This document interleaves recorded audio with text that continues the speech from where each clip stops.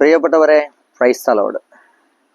ഗലാത്യ ലേഖനം 4-ാം അധ്യായം 6-ഉം 7-ഉം വാക്യങ്ങളിലേക്ക് നിങ്ങളുടെ ശ്രദ്ധയെ ഞാൻ ക്ഷണിക്കുകയാണ്. 6-ഉം 7-ഉം വാക്യങ്ങൾ ഇങ്ങനെയാ പറയുന്നത്: നിങ്ങൾ മക്കളായതുകൊണ്ട് ആബാ പിതാവേ എന്ന് വിളിക്കുന്ന തന്റെ പുത്രന്റെ ആത്മാവിനെ ദൈവം നമ്മുടെ ഹൃദയത്തിലേക്ക് അയച്ചിരിക്കുന്നു. ആകയാൽ നീ ഇനിമേൽ ദാസനല്ല, പിന്നെയോ പുത്രനാണ്. പുത്രനെങ്കിൽ ദൈവഹിതം അനുസരിച്ച് അവകാശിയുമാണ്. ആമേൻ, ഹല്ലേലൂയ. വചനം പറഞ്ഞത് ഇങ്ങനെയാണ്: നിങ്ങൾ മക്കളായതുകൊണ്ട് ആബാ പിതാവേ എന്ന് വിളിക്കുന്ന തന്റെ പുത്രന്റെ ആത്മാവിനെ ദൈവം നമ്മുടെ മേലേക്ക് അയച്ചിരിക്കുന്നു. സത്യം പറഞ്ഞാൽ നമ്മളിൽ പലരും ഇപ്പോഴും പഴയ നിയമ വിശ്വാസികളായിട്ടാണ് ജീവിക്കുന്നത്.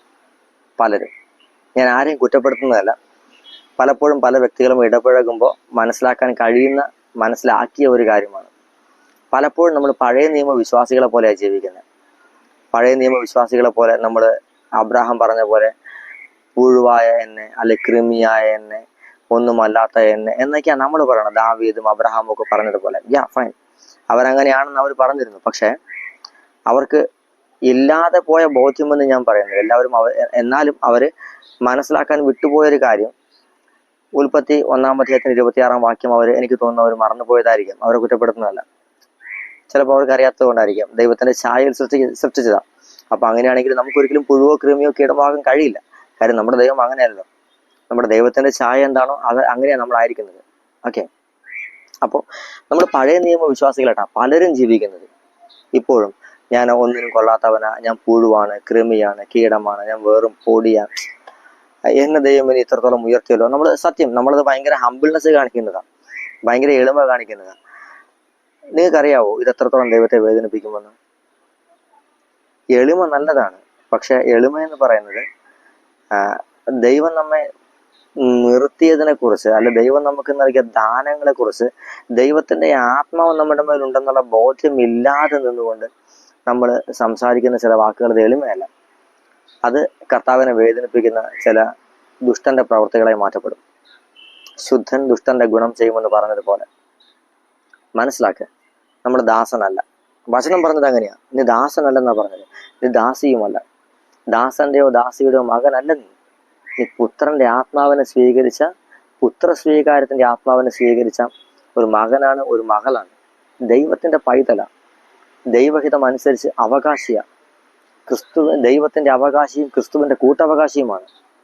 മനസ്സിലാവുന്നുണ്ടോ? പുറത്തുനിന്ന് ഈ സീറോ ഫിനിഷ്യൻ വംശത്തിൽപ്പെട്ട സ്ത്രീ യേശുവിന്റെ അടുത്തേക്ക് പോയപ്പോൾ യേശു പറഞ്ഞതുപോലെ മക്കളുടെ അപ്പം എടുത്ത് നായ്ക്കുട്ടികൾക്ക് കൊടുക്കുകയില്ലെന്ന് പറഞ്ഞപ്പോൾ അതിനർത്ഥം പറഞ്ഞത്, നീ പുറത്ത് നിൽക്കേണ്ട ആളല്ല, നീ നായ്ക്കുട്ടിയല്ല, നീ അകത്ത് എന്റെ മക്കൾക്കുള്ളതായിട്ടെന്നാ പറയാം. മനസ്സിലായില്ലേ? അപ്പൊ പുറത്ത് നിൽക്കുന്ന നായ്ക്കുട്ടിയോ അല്ലെങ്കിൽ ദാസനോ ദാസിയോ അല്ല നമ്മൾ. അങ്ങനെയാണെങ്കിൽ നമുക്ക് ദൈവത്തെ സ്നേഹിക്കാൻ പറ്റില്ല. പലപ്പോഴും നമ്മൾ പാപം ചെയ്യുന്നതും കർത്താവിനെതിരെ സംസാരിക്കുന്നതും പലപ്പോഴും ദൈവത്തെ വേദനിപ്പിക്കുന്നതും ഇതിന്റെ കാരണം ഇത്രേ ഉള്ളൂ: നമ്മൾ ദാസരായി പോയതുകൊണ്ടാണ്. ആ മനോഭാവത്തിൽ നിൽക്കുന്നുണ്ട്. മക്കൾക്ക് മാതാപിതാക്കളെ വേദനിപ്പിക്കാൻ പറ്റില്ല. മനസ്സിലാവുന്നുണ്ടോ? നിന്റെ അപ്പൻ ദൈവമാണെന്നുള്ള ബോധ്യത്തിൽ ജീവിക്കുക. നീ ദാസനല്ല, ദാസിയല്ല, ദാസന്റെയോ ദാസിയുടെ മകനുമല്ല, നീ നായ്ക്കുട്ടിയുമല്ല. നീ അപ്പന്റെ മേശയിൽ നിന്ന് എടുത്തു കഴിക്കുവാൻ കഴിവുള്ള ആളാണ്. ഹല്ലേലൂയ. ഒരു കാര്യം കൂടെ നിന്നോട് ചേർത്ത് ഞാൻ പറയാം. ധൂർത്തപുത്രന്റെ ഉപമയില് ഇളയ മകൻ ഉണ്ടായിരുന്നതും മൂത്ത ചേട്ടനെ ഇല്ലാതിരുന്നതുമായ ഒരു കാര്യമില്ലായിരുന്നു. ഈ ഒരു വെളിപാടായിരുന്നു. ഇളയ മകൻ അറിയാമായിരുന്നു. അവന്റെ അറിവിൽ നിന്ന് അവന്റെ അവകാശം വാങ്ങിച്ച് പുറത്തേക്ക് പോയി. അതെല്ലാം നശിപ്പിച്ചു കളഞ്ഞു, ധൂർത്തടിച്ച് തീർന്നു. തിരികെ നാട്ടിലേക്ക് വരുമ്പോൾ അവന്റെ കാര്യം അറിയാം. ഞാൻ ചെല്ലുമ്പോൾ എൻ്റെ അപ്പൻ എന്നെ സ്വീകരിക്കും. അവൻ ആ ബോധത്തിൽ അപ്പൻ്റെ അടുത്തേക്ക് ചെന്നു. അപ്പൻ അവനെ സ്വീകരിച്ചു.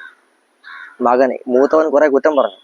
എന്നിട്ട് ഏറ്റവും അവസാനം മൂത്ത മകൻ പറയുന്ന ഒരു വാക്ക് ഇതാണ്: ഞാൻ എത്ര കാലം നിനക്ക് ദാസ്യവൃത്തി ചെയ്തു, എനിക്ക് എൻ്റെ കൂട്ടുകാരോടൊപ്പം ആഹ്ലാദിക്കാൻ എനിക്കൊരു ആട്ടിൻകുട്ടിയെ പോലും തന്നിരുന്നു. അപ്പൊ അപ്പൻ തിരിച്ചു പറഞ്ഞൊരു വാക്കുണ്ട്, എനിക്ക് ഭയങ്കരമായി ഇഷ്ടപ്പെട്ടൊരു വാക്കാണ്, എന്നെ അമേസ് ചെയ്തൊരു വാക്ക് ഇതാണ്. അപ്പം പറഞ്ഞതാണ്: മോനെ, നീ എപ്പോഴും എൻ്റെ കൂടെ ഉണ്ട്. അവൻ ഉണ്ടായിരുന്നപ്പോഴും അവൻ പോയപ്പോഴും അവനിപ്പോ വന്നപ്പോഴും നീ എൻ്റെ കൂടെ തന്നെ ഉണ്ട്. നീ എന്നെ വിട്ടുപോയില്ലായിരുന്നു. പിന്നെ പറഞ്ഞത് ഇങ്ങനെയാണ്: എനിക്കുള്ളതെല്ലാം നിന്റെതാണ്. എന്ന് വെച്ചാല് ഞാൻ തരേണ്ട ആവശ്യമില്ലായിരുന്നു, നീ എടുത്താൽ മതിയായിരുന്നു. നീ എടുക്കാത്തതായിരുന്നു കുഴപ്പം. നീ ദാസനെ പോലെ നീ നിന്നെ തന്നെ കണക്കാക്കി. പക്ഷെ അവൻ മകനായിട്ട് തന്നെ കണക്കാക്കിയത് കൊണ്ട് അവന് പോയിട്ടും അവന് പശ്ചാത്താപം തിരിച്ചു വരാൻ പറ്റി. മനസ്സിലാവുന്നുണ്ടോ?